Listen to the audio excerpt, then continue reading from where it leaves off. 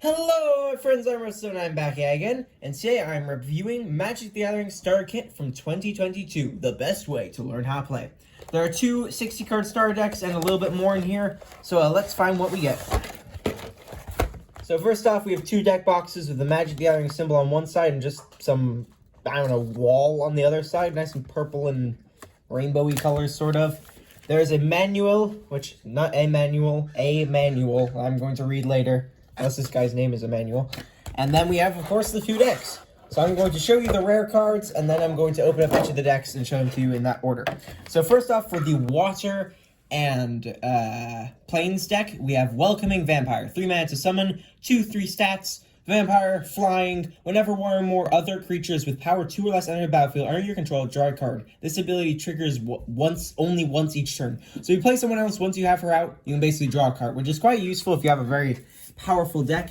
And next up is Thundering Raiju, a very, very awesome shiny card. Whereas 4 mana to summon, Spirit, Haste, which means you can attack immediately, 3/3, and whenever Thundering Raiju attacks +1/+1 cards on target creature you control, then Thundering Raiju deals X damage to each opponent, where X is the number of modified creatures you control other than Thundering Raiju. So that is kind of insane. Like, absolutely bonkers of a card. So I'm going to get these two packs out, and then we'll see what we get. So we've gotten them out of their casings, their big wrapper, so I'm going to be doing the Fire and Force deck first. Ascendant Packleader, 1 mana to summon, 2/1 creature wolf. When Ascendant Packleader enters the battlefield with a +1/+1 counter on it, if you can, enters the battlefield with a +1/+1 counter on it if you control a permanent with mana value 4 or greater. Whenever you cast a spell with mana value 4 or greater, put +1/+1 counter on Ascendant Packleader. So if you have enough of those in this deck, then you could get a pretty crazy mashup.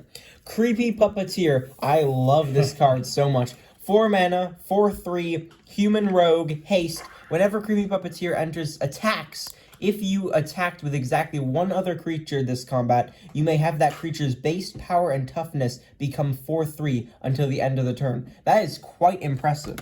Next up, we have Topiary Stomper, which is basically a T-Rex made out of a bush.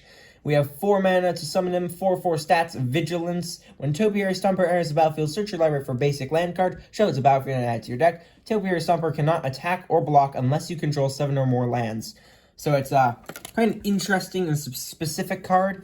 Then we have Glorious Sunrise, 5 mana to play, Enchantment. At the beginning of combat, on your turn, choose 1. Creatures you control get +1/+1 gain trample till the end of turn. Target land gains tap, add 3 forest mana until the end of turn. Draw a card if you control a creature with power 3 or greater, or you gain 3 life. This is an insane enchantment. I understand why it's rare. Next up, Voldaren Stinger. Ugh, that's creepy. 1 mana to play, 1/1. Voldaren Stinger has first strike as long as it's attacking. So that means it strikes very early. And then you can spend 3 mana to give it +2 damage until the end of the turn. That's quite interesting. We do not have 1 of those, we have 2 of those. Next up, we have Timberland Guide, 2 mana to play, 1/1 stats. When Timberland Guide enters the battlefield, put +1/+1 counters on target creature. We have 4 of these guys. Next up, we have Lambolt Harrier, 2 mana to play, creature wolf, 2/2. You can spend 4 mana, and target creature can't block this turn. So that's a very dangerous card, and we have not 1, not 2, but 3 of them. Then we have High Rise Sawjack, whatever that means. 3 mana to play, Elf Citizen. A citizen does not have a chainsaw made out of fire. 2/3 stats, has reach, so you can attack people in the air. Whenever High-Rise Sawjack blocks a creature with flying, High-Rise Sawjack, you are ruining my linguistics, gets +1/+0 until the end of the turn, so it becomes a 4/3 against flying creatures. There are not 2, there are 3 of them. Next up is Spore Crawler. Ugh, that's quite creepy. 3 mana to play, 3/2. When Spore Crawler dies, draw a card. It's like a fungus spider. Why would you make this a card? There's not 1 of them, there's not 2 of them, there's 3 of them. Mounted Dread Knight. Ugh. 5 mana to play, creature Vampire Knight, 5/4, trample. Mounted Dread Knight enters the battlefield with a +1/+1 counter on it if an opponent lost a life this turn. So that's quite deadly. With having a 6/4 in the battlefield, and we have 2 of them.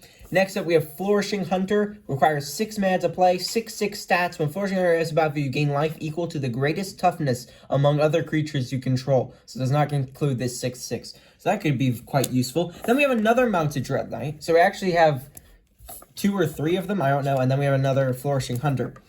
Then we have Witch's Web. Ooh, creepy. 2 mana to play. Target creature gets +3/+3 and gains reach until the end of turn. Untap it. So you can also untap the creature. So that's kind of creepy card. Pretty good card, though, too. There are 3 of them. Next up is Abrade. 2 mana. Why is this man's face being torn off? 2 mana to play. Choose 1. Abrade deals 3 damage to target creature or destroy target artifact. There's not 1 of those. There's not 2 of those. There are 3 of these. Burn the Accursed. 5 mana to play. Deals 5 damage to target creature and 2 damage to that creature's controller. If that creature would die this turn, exile it instead. That is the most hideous card, and there are 2 of them. Next up, we have Rugged Highlands. Enters the battlefield tapped, you gain a life. 2 mana. There are not 1, not 2, not 3, but 4 of them. Then I'm assuming there are 11 fire and 11 mountain. And then, of course, you have the on your turn and the scannable.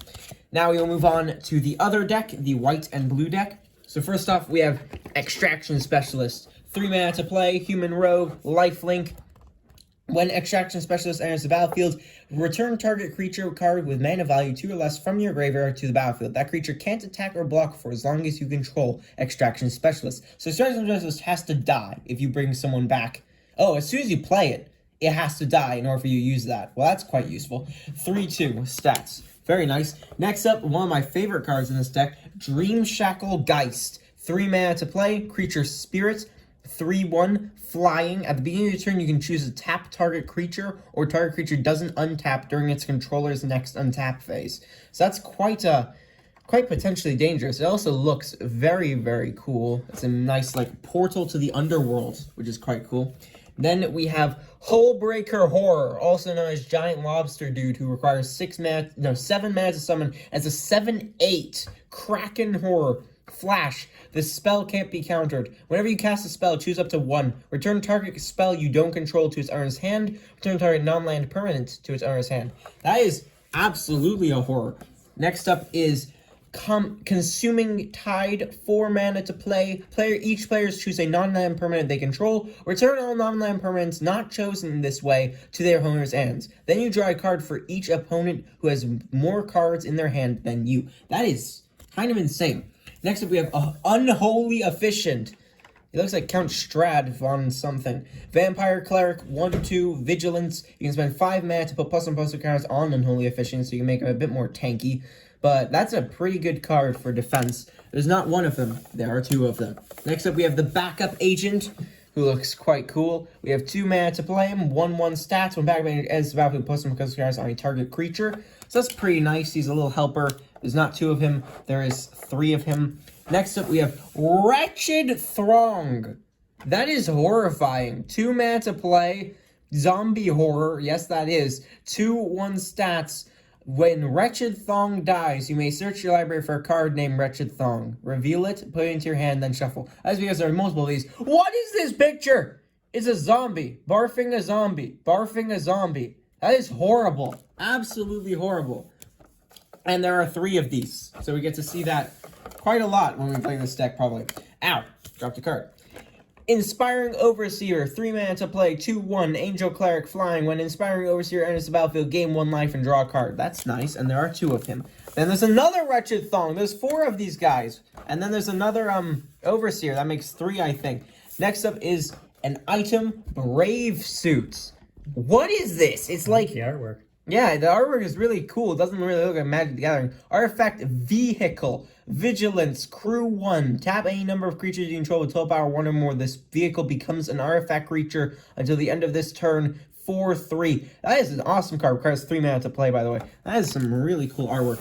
Next up, we have Seven Tail Mentor. Fox Samurai. How is a fox? Okay, I guess it's a furry. A furry samurai. We have 4 mana, 2/3 stats. When Seven Tail Mentor enters the battlefield or dies, put +1/+2 cards on target creature or vehicle you control. That's nice. And there's not 1 of them. There's not 2 of them. There is 3 of them. Next up, we have the Snow Rider Spirit, which looks quite scary. 5 mana to play, 3/3 flash flying. Very simple card, but the artwork is kind of scary looking. We have 2 of him. Next up, next up we have Nebelgast Beguiler. 5 mana to play. Spend 1 mana and tap this card to tap a target creature. 2/5. That's some powerful stuff, and there's 2 of them. And then there is 3 of Serpentine Ambush. 2 mana to play. Until the end of the turn, target creature becomes a blue serpent with base power and toughness 5/5. Wow. You just make so you can attempt potentially at least 3 times make someone into a serpent 5/5. That's kind of incredible. Kill shot. 3 mana to play. Destroy target attacking creature. Doesn't get simpler than that. Great artwork. 2 of those cards. Another mech suit. Who shuffled this deck?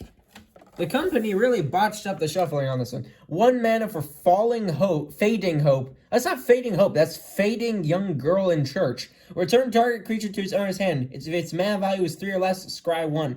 Wow. That's crazy. There are 2 of them. Next up, we have Tranquil Cove. Play it to the battlefield, enters tap, gain 1 life, tap it for the stuff in the deck. The planes and the water, we all know that. There's not 2, there's not 3, oh, there is 3. There's 3 of them, there's not 4. Then there's 11 planes, 11 water, and then, of course, the Magic the Gathering card and the on your turn cards. So I hope you guys enjoyed this video. This has been a blast showing you guys these awesome decks. If you want to see more Magic the Gathering, say so in the comment section down below. I really like the artwork on these cards so much. This is one of my favorite Magic the Gathering collections. Second only to Lord of the Rings, even though, actually, no, I'm not going to say that. All of these artworks are so good. Like, I'm not just trying to, this is the worst wrap-up of a video ever. I hope you guys enjoyed this video. This has been a blast filming this video, and I'll catch you next time. Sayonara. Wise decision. Ow.